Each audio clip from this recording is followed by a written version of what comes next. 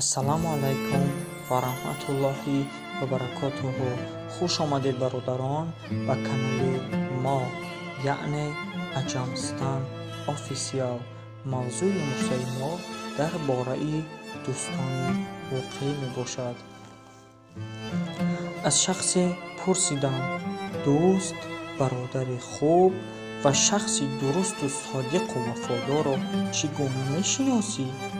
Гуфт: он ки ғамамро дур кунад, камбудиамро ҷуброн кунад ва айбамро ислоҳ кунад, иштибоҳамро бибахшояд ва маро ба ёди Аллоҳ биандозад, ӯ дӯсти воқеии ман аст. Пас гуфтам: чӣ гуна ҷуброни дӯстиашро мекунӣ?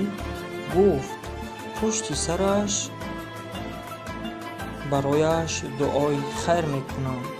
дӯстони хуб мисли дасту чашм мебошанд.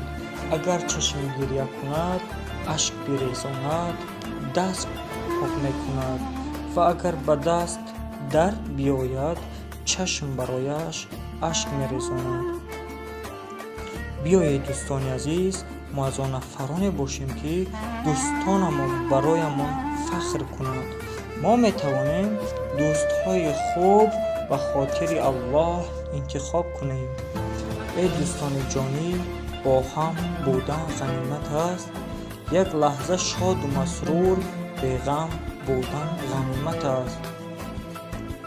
умри равон равон аст, хоҳему нахоҳем, рӯи гули ҳавасҳо, шабнам будан ғанимат аст. дӯстони азиз, агар саволҳо ва пешниҳодҳо бошад, дар комментария нависед.